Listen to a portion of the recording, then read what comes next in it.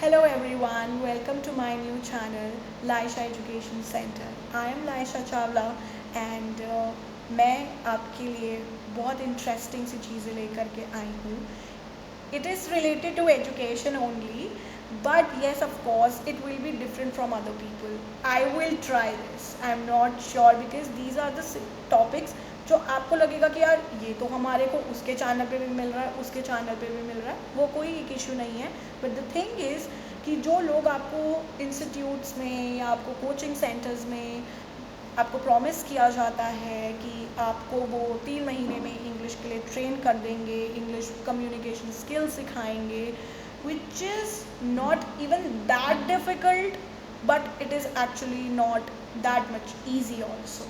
Because what I feel is सबसे बड़ी बात यहाँ पर के ये आती है कि जो छोटा सा बच्चा एक मेन स्ट्रीम स्कूल में जाता है और वहाँ से वो इंग्लिश बोलना सीखता है, वहाँ से वो धीरे धीरे अपने अंदर English communication skills professional level पे बच्चा अडेप्ट करता है. बट डू यू थिंक कि वो 3 महीने में वही स्किल्स उसी लेवल की इफ़ेक्टिवनेस हमारे में आ सकती है? I am not talking about those जो ऑलरेडी बेचारे प्राइवेट स्कूल में हैं या इंटरनेशनल स्कूल्स में पढ़ रहे हैं. They can still do that. But if I talk about the students who don't have that background, English background kind of thing, so I am trying to support those people here, and this video is and my this English communication skills course is for everyone, like from kid to an adult. आप कभी भी बैठ कर के अपने आप के communication skills को इफ़ेक्टिवली एनहांस कर सकते हैं. Sorry about this. And more over I would try कि मैं आपकी ज़्यादा से ज़्यादा हेल्प कर सकूँ. डिस्क्रिप्शन में मैं आपको अपना Facebook ID, Instagram ID and Telegram ID provide कर दूँगी ताकि आपको कभी भी कोई भी प्रॉब्लम हो तो आप मुझे डायरेक्टली कनेक्ट कर सके या मुझे डायरेक्टली अप्रोच कर सके. और आई will try my level best कि मैं इंडिविजुअली हर किसी की प्रॉब्लम का सोल्यूशन दे सकूँ. So I will be starting with my English only. Like for an example I will try my level best कि मैं आप हर किसी की प्रॉब्लम का सोल्यूशन दूँ. More over I need your support, I need your love and affection. Please मेरी मेहनत को प्लीज़ प्लीज़ प्लीज़ सपोर्ट करें. I really need your support in doing this. Kindly subscribe my channel. Please, it's my humble request from each and every one of you. And please, notifications में जो आपको वहाँ पे bell icon दिख रहा है उस पर प्लीज़ क्लिक करें एंड ऑल नोटिफिकेशंस पे भी क्लिक करिए ताकि आपको मेरी सारी वीडियोस टाइम पर मिल सके. Thank you so much and I am going to अभी तो ये मेरा इंट्रो हुआ. Now let's get started with our first class, with our first session, and welcome again to my channel everyone. Hello again. So this is what I have prepared for you people. Like I have mentioned all the things here. Like if we talk about English, sorry मैं फिर दोबारा English में बात करूँगा. So मैं यहाँ पे आपसे बात करूँगी अगर हम इंग्लिश कम्युनिकेशन स्किल्स की बात करते हैं तो इन स्किल्स में 4 चीज़ें आती हैं. वो है लिसनिंग, जो हम लोगों से सुनकर आती है. हम लोगों को बोलते हुए सुनते हैं. जैसे अभी मैं बोल रही थी आपसे इंग्लिश में, आप मुझे सुन रहे हो तो this comes in the listening skills of yours. ये आपके लिसनिंग स्किल्स में आता है जो आप मुझे भी सुन रहे हैं. Next comes speaking. If I talk about speaking, अगर जैसे मैं अभी आपसे बात कर रही हूँ, this is my speaking skills. मैंने आज तक अपनी लाइफ में जो सुना है और आज मैं वो आप लोगों के सामने अप्लाई कर रही हूँ, उसको कॉम्प्रीहेंड करके बता पा रही हूँ. This is all just because of this, right. तो हम जो सुनते हैं, जो सीखते हैं, उसको हम रिपीट करते हैं. व्हाट वी हैव लिसन, जो हमने सुना है हम वो बोल रहे हैं. एक छोटा सा बच्चा होता है, जब वो शुरू से तो पढ़ना नहीं सीखता है, राइट, लिखना पढ़ना तो नहीं सीखता है, बट वो इमिटेट करता है कि उसने जब कोई आवाज़ सुनी तो वो उसको बोलेगा. जैसे हम उसको सिखाते हैं अपने पीछे पीछे बुलवाते हैं, बोलो मम्मा, तो वो सुनता है. अपने लिसनिंग स्किल्स की वजह से वो बोल पाता है, अपने स्पीकिंग स्किल्स दिखाना शुरू करता है. जब वो बोलना स्टार्ट करता है।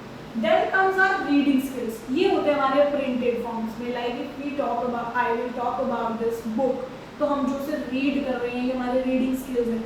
अब हम रीडिंग स्किल्स को इसमें क्यों डालते हैं?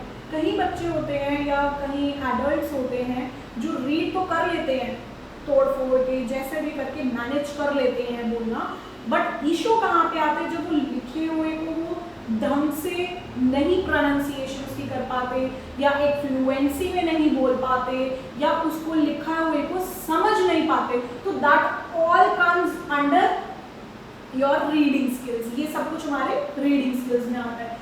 then comes the writing skills.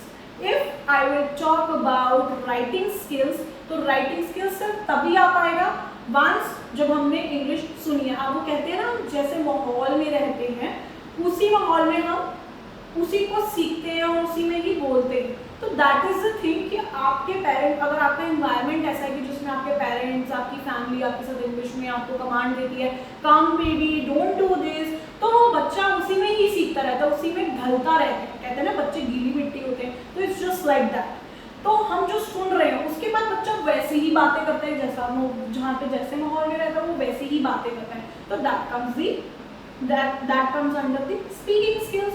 But writing skills, of course I am understanding की राइटिंग स्किल्स में तो हम तब तक नहीं जा सकते हैं, रीडिंग स्किल्स में और राइटिंग स्किल्स में, जब तक बच्चा उस लेवल का नहीं हो जाता। बट स्टिल मैं इतना ज़रूर कहूँगी कि बच्चा राइटिंग स्किल्स में तभी अपने आप को अच्छा कर पाता है जब उसकी ग्रामर अच्छी होती है। आपके रीडिंग, राइटिंग और कॉम्प्रीहेंशन आपके ग्रामर स्किल्स में जाते हैं। ग्रामर स्किल्स में आप क्यों जाते हैं, आप लोगों को ये क्वेश्चन होगा। वो क्वेश्चन का आंसर मैं आपको ज़रूर दूंगी। उसका आंसर ये है कि ग्रामर आपको एक फॉर्मेट देता है, एक स्ट्रक्चर देता है, एक फ्रेमवर्क देता है, जिसके रूल्स के अकॉर्डिंग आप अपनी बातों को कॉम्प्रिहेंड करते हैं। लाइक अगर आपने हिंदी पढ़ी होगी, हिंदी ग्रामर पढ़ी होगी, तो उसमें एक चैप्टर है भाषा, ठीक है।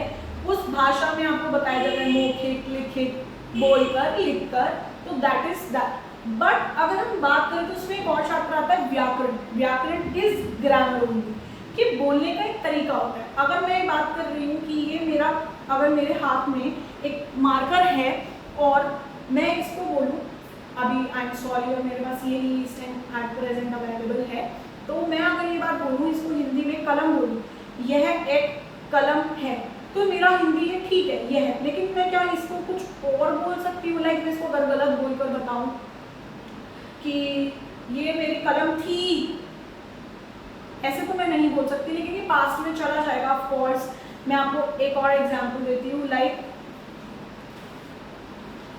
ये मेरी किताब है, ये एक एक्यूरेट हिंदी सेंटेंस है, बट मेरे को किताब से पता चल रहा है कि मैंने इसको क्या बोलकर मैंने अभी आपको एग्जांपल दिया था कि यह मेरा किताब है, क्या ये ठीक होगा? यह मेरा किताब है, no, this is wrong grammar. ये हिंदी व्याकरण के हिसाब से भी सही भाषा का उपयोग नहीं कर रही हूँ। But when it comes to English, आप हमेशा एक बात ध्यान रखिएगा कि हिंदी लैंग्वेज को जब आप ट्रांसलेट करते हो इंग्लिश लैंग्वेज में, तो हिंदी भी हमारा ठीक होना बहुत ज़रूरी है, बहुत ज़्यादा ज़रूरी है। तो अब हिंदी भी करेक्ट फॉर्म में बोलेंगे तभी आप उसको ईजीली, आपका कम से कम 20% तो आपको इसी में ही हेल्प आउट हो जाएगा। अगर आप हिंदी अपना हिंदी को 20% ठीक कर लेते हो, मतलब हिंदी तो ऑब्वियसली आपका 100% ठीक होना चाहिए। लेकिन मेरा कहने से आपसे ये मतलब है कि इंग्लिश आपकी उतनी ज़्यादा इफेक्टिव तब हो जाएगी। क्यों? क्योंकि हम हिंदी में सोचते हैं, अगर हम हिंदी में सोच रहे हैं करेक्ट, तो हम धीरे धीरे प्रैक्टिस के साथ इंग्लिश भी करेक्ट फॉर्म में बोलेंगे, and that's my promise to you. So let's get started. Okay, I just gave you an example कि ये मेरा किताब है। No, this is wrong. मैं ऐसे बोल सकती हूँ, यह मेरी किताब है। भले वो लड़का बोले, भले वो लड़की बोले, वो यही बोलेगा, यह मेरी किताब है। मेरा is not a correct word for this particular thing. Okay, so here I am going to tell you. अब हम बिल्कुल स्टार्टिंग से हमारी ग्रामर स्किल्स स्टार्ट करेंगे, क्योंकि मैंने आपको बताया जो ग्रामर है वो हमारा बेस लाइन है। अगर हमारा बेस स्ट्रॉन्ग है तो हम डेफिनेटली आगे अपना इंग्लिश के जो जो हमारे ब्लॉक्स हैं, हमारे कम्युनिकेशन के जो ब्लॉक्स हैं, वो स्ट्रॉन्ग बिल्डिंग फॉर्म कर सकते हैं। And I promise you that आप डेफिनेटली कर सकते हो। अब मैं जाती हूँ अपने टॉपिक पे। मेरा टॉपिक है use of A and an. मैंने ऐसा ये टॉपिक क्यों स्टार्ट करा, क्योंकि हम जो नर्सरी केजी में होते हैं, मैंने वहाँ से आपके लिए टॉपिक सेलेक्ट करे हैं ताकि मैं आपकी जो बेसिक नॉलेज है वो मैं अच्छे से स्ट्रॉन्ग कर सकूँ। अब सबको नहीं पता होगा लाइक कि दिस इज़ ए एप्पल। सब बच्चे ऐसे बोलते हैं, सब बच्चे नहीं, मतलब जिनको इंग्लिश नहीं आती, जो हमारे इवन एडल्ट्स में भी आते हैं, या जो गवर्नमेंट स्कूल में भी इशू आ जाता है कि उनको नहीं क्लियर होगा ये चीज़। What I have seen this, so that is why I have made this video to help you people. I want आप प्लीज़ इसको हर तरफ सब्सक्राइब करें, आप इसको हर तरफ शेयर करें, लाइक करें please. So let's come back to my topic once again, कि मैंने ये टॉपिक इसलिए चूज़ करा क्योंकि मैं आप स्टेप बाय स्टेप चलना चाहती हूँ। अकॉर्डिंग टू दैट आपके लिए ये बहुत ज़्यादा बेनिफिशियल प्रूफ होने वाला है। I can sure you, I can give the surety for that. Okay, so अब अगर मैं यहाँ पे बात करूँ कि आई हैव अ बॉटल, और दूसरी तरफ भी मैं ये वाला बात बोल दूँ, आई हैव अ एप्पल। आप लोगों को ये तो पता है ए और एन जो है वो सिंगुलर्स के साथ यूज होता है, बट कईयों को ये चीज़ नहीं पता होती कि ए और एन सिंगुलर्स के साथ यूज किया जाता है। मोर ओवर क्यों यूज किया जाता है कोई इस चीज़ पे ध्यान नहीं देता। तो आज हम फोकस इस पे करेंगे ताकि आपको सेंटेंसेस में ये ए और एन जहाँ पे भी लिखा हो, एटलीस्ट आपको वो कॉन्सेप्ट एक सेकंड में समझ में आ जाएगा, उसका रीजन समझ में आ जाएगा। कैसे? पहली चीज़, ए और एन जो मेरा टॉपिक है, इसको हम सिंगुलर्स के साथ ही यूज करते हैं। मैं कभी भी ये नहीं लिखूंगी I ate an apples, no, this is wrong. जहां एक चीज की बात हो रही है मैं तभी वहां एन लगाऊंगी, लेकिन अगर मैंने जहां ज्यादा एप्पल्स खाए तो मैं बोलूंगी I ate 20 apples, that's it. Okay, so if I talk about a and an, I will use them with the singulars. मैं इनको सिंगुलर, यानी सिंगुलर क्या होता है मैं आपको वो भी बता दूंगी साथ साथ। दिस इज एक वचन। ओके, नेक्स्ट अब मैं बात करती हूँ अ हम किसके साथ लगाते हैं? प्लीज एक बात मेरी अच्छे से ध्यान रखिएगा, ये ए नहीं होता। जब भी हम सेंटेंस में रीड करते हैं कई लोग इसको ए बोलते हैं, this is a car, no this is wrong. Please आप साथ साथ अपने आप को अपग्रेड भी करिए। दिस इज अ कार, ये एक करेक्ट सेंटेंस है, गलत वो भी नहीं है, बट नाउ अब हम उसको कहेंगे वो अपडेटेड वर्जन नहीं है, वो पीछे जा चुका है। So let's come back to here once again. A नहीं बोलेंगे, लेकिन अभी मैं आपको बोल के बता रही हूँ, ए यानी अ हमेशा कॉन्सोनेंट्स के साथ लगता है। अब आपको क्वेश्चन होगा कॉन्सोनेंट्स क्या होते हैं? हमारे पास में 5 वॉवल्स होते हैं 26 अल्फाबेट्स में से, ए ई आई ओ यू। उन सबको छोड़ के, उन 5 अल्फाबेट्स को छोड़ के, उन 5 लेटर्स को छोड़ के जो बाकी के अल्फाबेट्स या लेटर्स बचते हैं वो कहलाते हैं consonants. Am I clear to you people? अगर आपको कोई भी प्रॉब्लम हो तो प्लीज़ आप मेरे को कॉमेंट सेक्शन में मेंशन करिए, या मैं आपको डिस्क्रिप्शन बॉक्स में फिर दोबारा आपको बोल रही हूँ अपनी ईमेल, मैं आपको ईमेल आईडी प्रोवाइड कर दूँगी, वहाँ पे अपना टेलीग्राम प्रोवाइड कर दूँगी, moreover Facebook and Insta ID provide कर दूँगी। You can DM over there, I will solve your problem personally. Next, consonants. हम उनके साथ, कॉन्सोनेंट्स क्या होते हैं मैं फिर दोबारा रिपीट करूँगी, वॉवल्स को छोड़ के जितने भी बाकी अल्फाबेट्स या लेटर्स बच गए, they are known as consonants. मैंने एग्जाम्पल में दे रखा है यहाँ पे। नेक्स्ट, अगर यहाँ पे मैंने आपको फिल इन द ब्लैंक्स सिर्फ 2 दिए हैं, जैसे मैं यहाँ पे फिल करूँगी अपना answer, dash car, C is a consonant, तो मैं वहाँ पर ए लगाऊंगी यानी अ लगाऊंगी। नेक्स्ट, अब मेरा नेक्स्ट टॉपिक आया, sorry next point is a ball. Next, अब मैं बात करूंगी एंड किन के साथ लगता है? वॉवल्स के साथ। और अभी मैंने आपको जस्ट अभी बताया वॉवल्स कौन से होते हैं, ए ई आई ओ यू, ये हमारे 5 वॉवल्स होते हैं। जैसे कोई भी वर्ड वॉवल से स्टार्ट हो रहा हो लेकिन वो सिंगुलर हो तो उसके साथ में an animal, an egg, an apple. अब मैं आपको एक चीज इसमें एडेड ऑन करके बता रही हूँ। क्यों बता रही हूँ?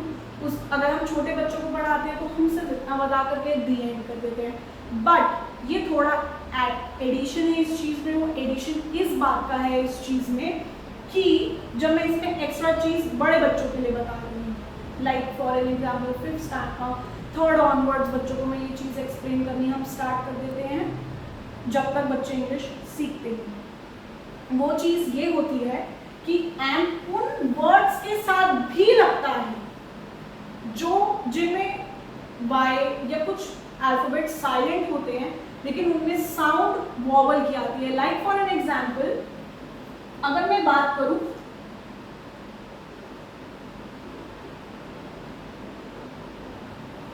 अब आप लोग बोलोगे तो मैम एच से स्टार्ट हो रहा है। No, this is you are right कि एच से स्टार्ट हो रहा है, पर इसको हम प्रोनाउंस क्या करते हैं? हॉनेस्ट प्रोनाउंस नहीं करते, इसको हम ऑनेस्ट प्रोनाउंस करते हैं। तो साउंड किसकी आ रही है? वॉवल की आ रही है, ओ की आ रही है। दैट इज वाई मैं इसके साथ में एन लिखूंगी, राइट? अब मैं आपको एक और एग्जांपल देती हूं।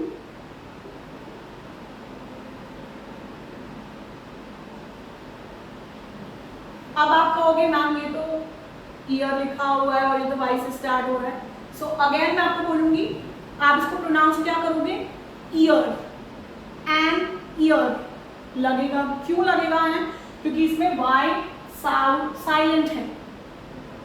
ओके, वाई साइलेंट है, ईयर नहीं बोलते हम, ईयर बोलते हैं। तो इसके साथ हम क्या लगाएंगे?